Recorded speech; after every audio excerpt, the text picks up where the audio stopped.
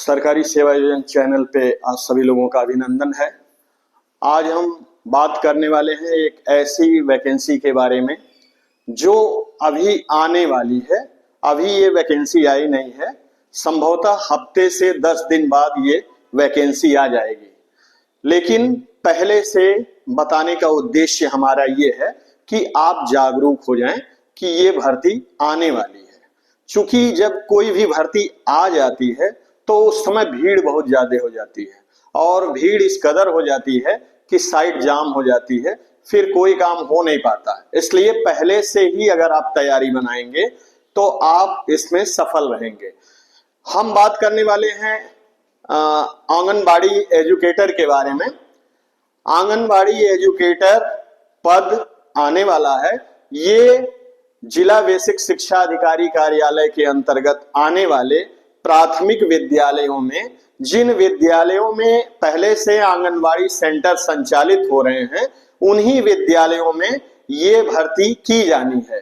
प्रत्येक विद्यालय में एक भर्ती होगी आंगनबाड़ी एजुकेटर की। अब जो फॉर्म भरने के पहले कुछ प्राथमिक सवाल होते हैं उनके बारे में हम लोग चर्चा कर लेते हैं, क्योंकि जब कोई भी फॉर्म भरना होता है तो पहले कुछ क्वेश्चंस दिमाग में आते हैं कि पद क्या है, योग्यता क्या है, उसकी उम्र क्या मांगी गई है, उसमें क्या क्या लगेगा, कहाँ नियुक्ति होगी, वेतन कितना होगा। ये बेसिक सवाल होते हैं। कोई भी अभ्यर्थी जब फॉर्म भरने के लिए उद्यत होता है तो ये बेसिक सवाल उसके दिमाग में आता है और ये बेसिक सवाल जानने के लिए ही हम आपको इस चैनल पे जागरूक करने का प्रयास कर रहे हैं। अब ये विभाग का नाम है बेसिक शिक्षा विभाग उत्तर प्रदेश और महानिदेशक स्कूल शिक्षा लखनऊ के अंतर्गत ये भर्ती होगी। बेसिक शिक्षा विभाग उत्तर प्रदेश के अंतर्गत आने वाले सभी ग्राम पंचायतों में, जिस ग्राम पंचायत के प्राथमिक विद्यालय में आंगनबाड़ी सेंटर पहले से संचालित हैं, उसी में आंगनबाड़ी एजुकेटर की भर्ती होगी। पद संख्या है 10,684। याद रहे, ये जो 10,684 पद हैं, ये उत्तर प्रदेश के 75 जिले में मिला के हैं। ये सभी ग्राम पंचायतों में भर्ती होनी है। जैसा कि आप जानते हैं कि हर ग्राम पंचायत में एक प्राथमिक विद्यालय है। आपके गांव के आसपास तमाम ऐसे विद्यालय हैं जो आपके ग्राम पंचायत के अंतर्गत आते हैं, उन्हीं ग्राम पंचायतों में ये नियुक्ति होनी है। अब देखते हैं वेतन कितना है। वेतन इसमें मिलेगा 10,313 रुपया प्रति माह। और ये जो भर्ती होगी इसके लिए योग्यता निर्धारित की गई है। स्नातक में 50% होना चाहिए। यानी स्नातक में अगर आपने 50% लाया है तो आप इस फॉर्म को भरने के लिए एलिजिबल हैं, पात्र हैं। आयु इसमें मांगी गई है 1/7/2024 को 18 से 40 वर्ष के बीच में। और इस भर्ती को करने के लिए एक जिला स्तर पे चयन समिति बनाई गई है। वो चयन समिति जो है उसमें कुछ मेंबर्स होंगे। जैसे पहले मेंबर हैं डायट के प्राचार्य, यानी जो जिला शिक्षा प्रशिक्षण संस्थान हर जिले में एक होता है, उसके जो प्राचार्य होंगे वो इसके मेंबर होंगे। दूसरे नंबर पे जो मेंबर होंगे वो होंगे बीएसए, जिनको जिला बेसिक शिक्षा अधिकारी कहा जाता है। तीसरे नंबर पे जो सदस्य हैं इस चयन समिति के, वो हैं सेवा योजना अधिकारी। जिला सेवा योजना अधिकारी भी एक सदस्य होंगे जो चयन समिति में प्रतिभाग करेंगे। फिर चौथे नंबर पे आते हैं डीपीओ। डीपीओ कहा जाता है जिला कार्यक्रम अधिकारी को। डिस्ट्रिक्ट प्रोग्राम ऑफिसर जो बाल विकास एवं पुष्टाहार के जिला कार्यक्रम अधिकारी होते हैं, उनको शॉर्ट फॉर्म में डीपीओ कहा जाता है। डीपीओ भी एक मेंबर होंगे। इसी प्रकार वित्त एवं लेखाधिकारी बीएसए कार्यालय में, यानी जिला बेसिक शिक्षा अधिकारी कार्यालय में वित्त एवं लेखाधिकारी जो पद धारित करते हैं वो भी एक मेंबर होंगे चयन समिति के। इसी तरीके से जो आउटसोर्सिंग एजेंसी होगी वो भी इसमें प्रतिभाग करेगी, उसका भी रोल होगा चयन में। इस प्रकार से हमने देखा कि जो चयन समिति है उसमें ये मेंबर्स हैं जो प्रतिभाग करेंगे, जिनका रोल्स होगा अभ्यर्थियों के चयन में। अब हम बात करते हैं कि वास्तव में ये भर्ती होगी कैसे, इसका प्रक्रिया क्या है, इसका तरीका क्या है, फॉर्म भरने का, फॉर्म कहां से भरा जाएगा, कैसे भरा जाएगा, कब भरा जाएगा, और इसकी भर्ती प्रक्रिया क्या होगी। इसकी भर्ती प्रक्रिया वास्तव में आउटसोर्सिंग एजेंसी के जरिए ही की जाएगी। जैसा कि हम पहले से जानते हैं कि आउटसोर्सिंग एजेंसियों के माध्यम से जो भी भर्तियां उत्तर प्रदेश सरकार के अंतर्गत हो रही हैं उसमें किसी प्रकार की लिखित परीक्षा नहीं हो रही है। ये जो भर्ती प्रक्रिया उत्तर प्रदेश शासन के द्वारा अपनाया जाता है वो रैंडम तरीके से इनको बुलाया जाता है। जैसे हम और भी भर्तियों में ऐसा अनुभव प्राप्त कर चुके हैं कि एक भर्ती के सापेक्ष 3 लोगों को बुलाया जाता है। अब जैसे मान लीजिए इसमें भर्ती होनी है 10,684 लोगों की, तो 10,684 लोगों की भर्ती अगर होनी है तो 3 गुना लोगों को डॉक्यूमेंट वेरिफिकेशन के लिए बुलाया जाएगा। 3 से अगर मल्टीप्लाई करेंगे तो ये 32,052 आएगा। यानी 10,684 लोगों की अगर भर्ती होनी है तो 32,052 लोग बुलाए जाएंगे डॉक्यूमेंट वेरिफिकेशन के लिए। और ये जो 32,052 लोग बुलाए जाएंगे डॉक्यूमेंट वेरिफिकेशन के लिए, ये रैंडम तरीके से बुलाए जाएंगे। रैंडम तरीके का मतलब ये होता है कि वो लॉटरी सिस्टम से बुलाए जाएंगे।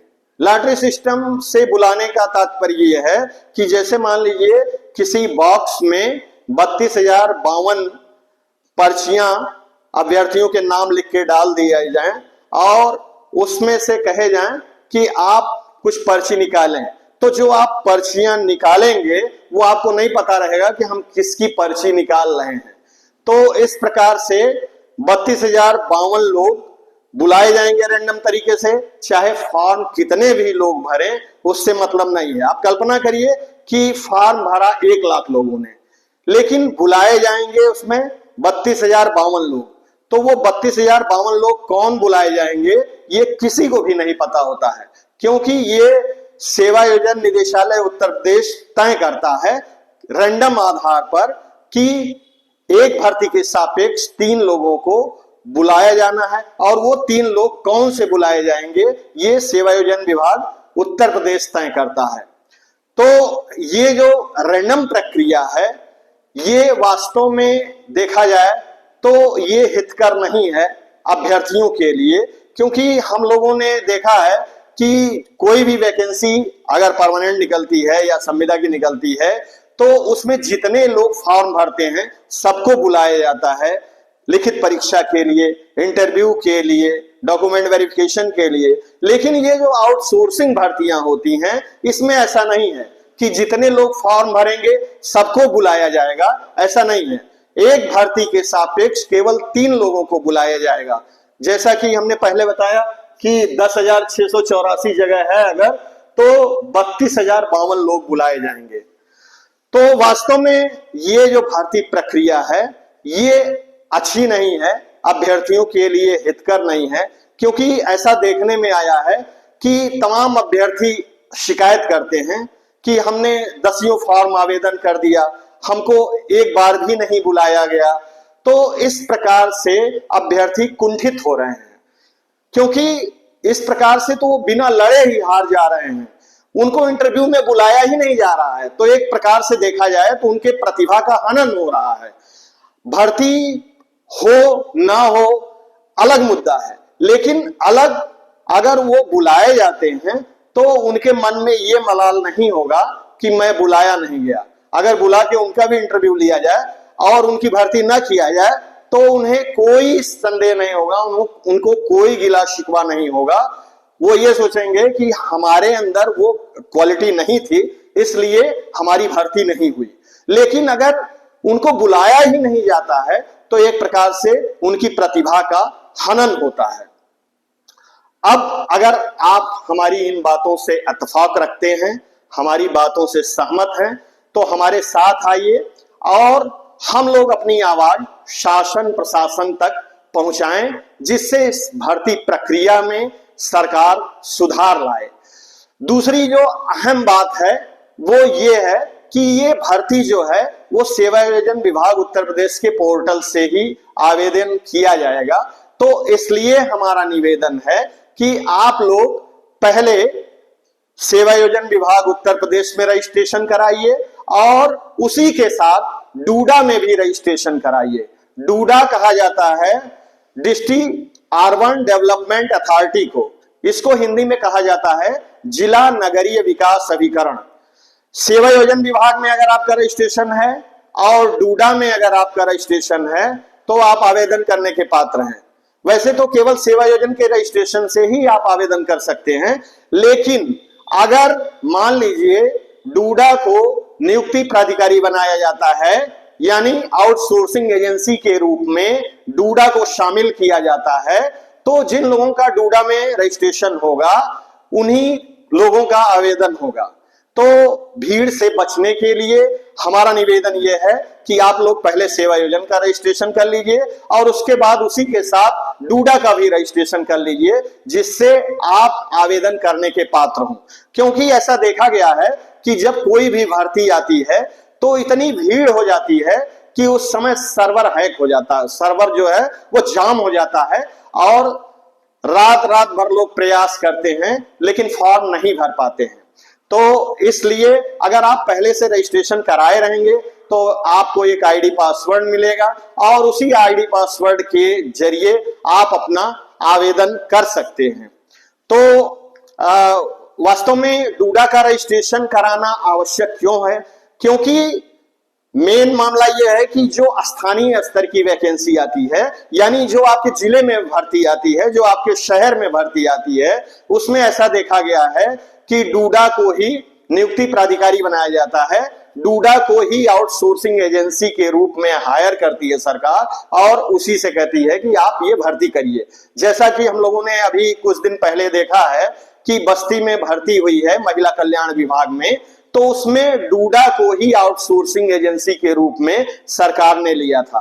तो अगर डूडा आउटसोर्सिंग एजेंसी के रूप में प्रतिभाग करती है तो आपको डूडा का भी रजिस्ट्रेशन कराना आवश्यक है। इसलिए आप सेवायोजन का रजिस्ट्रेशन और डूडा का रजिस्ट्रेशन पहले से करवा के रख लीजिए, जिससे ये भर्ती जब आए तो आपको फॉर्म भरने में कोई समस्या ना आए, आप आसानी से अपने फॉर्म का आवेदन कर सकें और भीड़ से आप बच सकें, क्योंकि समय भी बहुत कम मिलता है फॉर्म भरने के लिए। ऐसा देखा गया है कि आउटसोर्सिंग एजेंसियों के माध्यम से जो सरकार भर्ती कराती है उसमें मैक्सिमम 1 सप्ताह का ही समय मिलता है फॉर्म भरने के लिए। तो इसलिए पहले से ही आप अपना रजिस्ट्रेशन करा के रखे रहिए सेवायोजन का और डूडा का, जिससे आंगनबाड़ी एजुकेटर का फॉर्म जब भरा जाने लगा तो आप उसको आवेदन कर सकें।